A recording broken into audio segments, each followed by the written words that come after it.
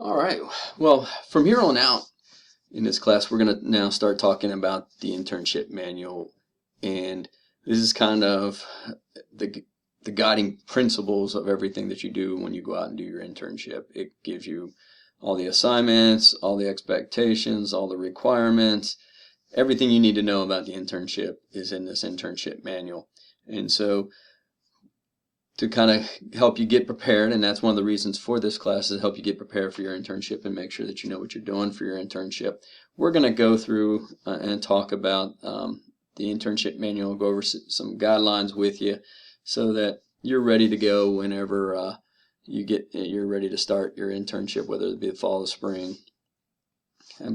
So that's what we're going to talk about and start talking about. This is what your final exam in this class is going to be cover, is this internship manual. So make sure you pay attention, make sure you take a look at it and review it, because everything, like I said, everything you need to know about the internship is right here in this document. Okay. So I'm going to scroll down through here, and this is kind of the cover page, get you started in here. Table of contents, try to help you find important aspects of the internship as you move forward, and that's kind of what we're going to be hitting on today, is in the next couple lessons, is trying to make sure that you know what you're doing as you move out there. A couple of things that you should be aware of, and some of the key points of this. The internship is a practical learning experience, and it is based on a minimum of 12 weeks. So you have to work at least 12 weeks and a minimum of 480 hours. Okay, so really, if you do the math, 12 of 480 divided by 12 equals 40. So you're basically working 40 hours a week, like a full-time job, when you're doing your internship. So keep in mind, minimum 12 weeks, minimum of 480 hours. So you can do more weeks, you can do more hours, but you just got to make sure that you get those minimums of 12 and 480. Okay. Just like kind of what you worked your way through previously, the internship has to be, when you did your field experience had to be approved by your faculty supervisor, as well as the internship coordinator. So you got to make sure that you get those approved, and I'll talk to you about how to go about doing that. Before you can even get started with your internship, you got to make sure that you complete all your courses. We'll usually let you take one class with your internship, but we don't like to do that because we want you to focus all your attention on that internship and developing those skills on the internship. You have to complete all your classes. You have to get a C or higher in all your classes in RSM. You have to do the exit interview, which you're going to be doing here shortly for this class. You also have to do your written exit exam and pass the written exit exam, and then create your experience on Handshake so that we can get your approval for that. And again, we'll talk some more about that, and we have another video that'll show you how to do the approval, creating the experience in Handshake. So as I mentioned, you're about to enroll in RSM 496. RSM 496, the idea is to get you some experience working under a professional that works in the field of recreation and sport management. And that experience is ideally, like I said, 12 weeks, 480 hours, or minimum of 12 weeks, 480 hours, and it's going to be the last class that you do for us. Okay. And this manual is all set up to help guide you through this. As you move forward, after you get out of this class, your internship, the internship coordinator is Dr. Connor. She may not, and she probably won't be your actual faculty supervisor. So the faculty supervisor is going to be the person that works with you, grades your paperwork, and collects your submissions of that paperwork throughout the semester when you're doing your internship. So we have a wide variety of people that do cover the internships from a faculty standpoint. So I'm scrolling down here. General information, again, harping on. You can take it any semester, fall, spring, summer. Fall and spring, I'll tell you, that gives you a little leeway when you look at fall and spring, because there's usually 15 to 16 weeks in that semester. So you can, minimum 12 weeks, you can spread it out a little bit longer, where you might not be getting 440 hours a week, but you will be getting 480 hours. Summer, you don't have that luxury. Summer starts in the May semester, goes through summer 1 and summer 2. So you have 12 weeks to get 12 weeks in, and there's not much wiggle room there, okay, to get those 480 hours. Internship agencies, a couple things we're looking for. Recognized and competent in the field of recreation and sport management. We tried, there's been some agencies where we haven't let students go to because they are, not well viewed, and students don't get good experiences there, and doesn't really help them as they try to progress through their career. So there's some that we will not let students go to because they're not recognized and competent in our field.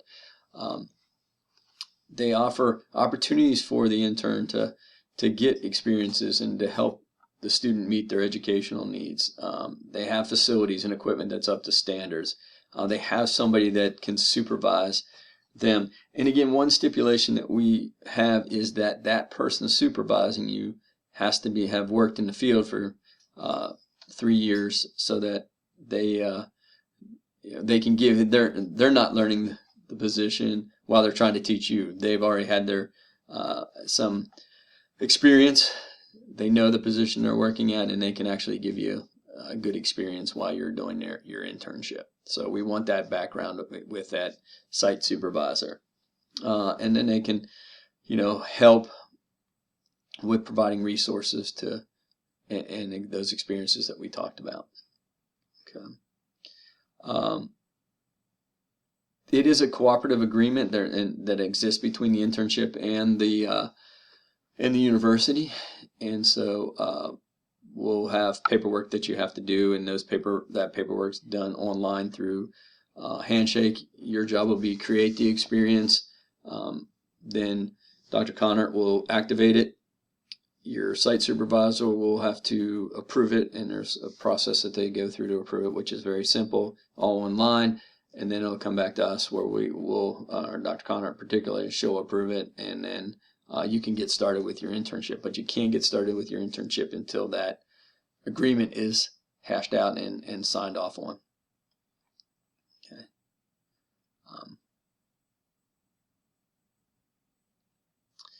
The internship experience, should be geared towards you. And so one of the first assignments that you'll do in the class is create goals and objectives that you want to accomplish during your internship. So one of the things I've been harping on a lot in this class is determining what skills you need based upon those job descriptions of the entry-level jobs that you looked at. And your internship should be a stepping stone to help you get those experiences, those skills, that network, whatever you want to call it, to get to that next level, which is that entry-level job. So, think about what those experiences are that you want to get. Think about, creating those goals and objectives. And really, I'm having you create those goals and objectives in this class. So ideally, all you have to do is tweak them to the specific internship that you got once you get out there. So you shouldn't be starting from scratch when you're creating those goals and objectives. You should already have an idea of what you really want to get from your experience. And it's important for you to have and make your internship site supervisor aware of that. That's the person that you're going to be working with at the site, and so you want to make sure they know what you're trying to accomplish.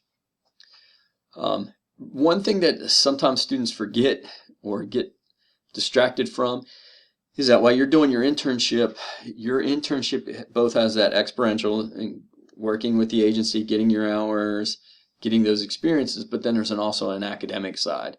And so while you're working on that academic side, you got to make sure that you get the paperwork in and get it in a timely manner. And we'll talk about all the assignments that you have. This is a lot of work, and that's why we don't want you to taking other classes, because it is very time consuming, not only with the experiential side, but then also with the academic side and the tasks that you have to do to be successful there. So the assignments will be outlined there for you as well. But you just got to make sure that you keep up with that work. Agency supervisor, they're going to be a very important part. They're the person that's going to help educate you from the agency standpoint. They're going to be the person that you're going to be working with a lot as you move forward. They're the ones that are going to evaluate you midterm and final wise. They're going to recommend, give you a grade recommendation for your internship as well as your special project. So it's very important that you get a good rapport with them and build.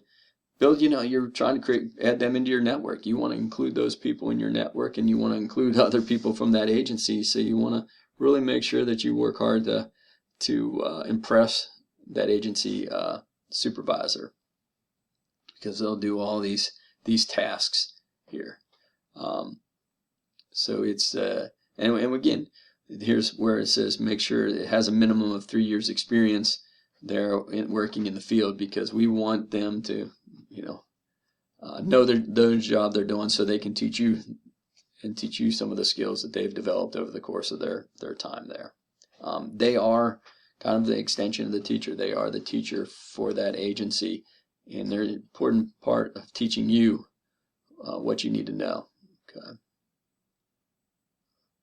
And then the faculty supervisor is going to be the person that is going to be the faculty member that's going to do the grading, collecting your paperwork, and then all of it's submitted through Moodle. So we'll collect it, grade it, and you'll get your feedback there.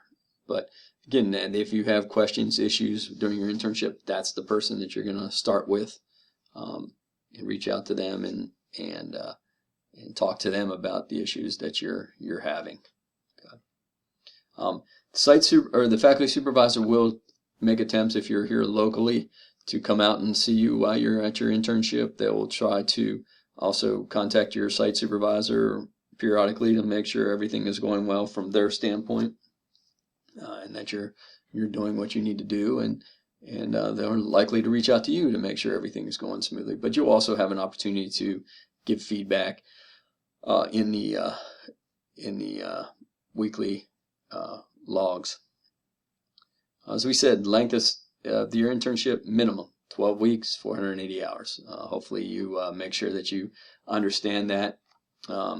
If you get fired from your internship, and we've had that happen, you're going to take an F for this class, and that's a 12 credit F. So that's sometimes hard to swallow. So, you're trying to explain to your family that you have to come back for another semester and pay for another 12 credit hours is not a position that any of us want to be in. So make sure, stay focused, take initiative, do what you need to do to be successful in your internship. But it is, as we've talked about, 12 weeks, minimum 12 weeks, 480 hours. Okay. Paid internship, again, you can be paid. Not most of ours in recreation and sport management aren't paid, because there is so much competition. But sometimes agencies will provide you some assistance with transportation, sometimes housing, sometimes food, and so just be cognizant that it's great if you can get a paid one, but odds are that it's probably not going to be paid. Holiday, sick leave. You're no longer part of the university per se, as far as days on and off. You're working for that agency, and so you're following their policies, procedures, and your expectation is making sure to stay in contact with them. If you're working in the spring, you have your spring break is based upon them, not us. Okay, so that's between you and them to negotiate on. All right, I'm gonna stop here, and we'll pick up the another video here explaining the manual.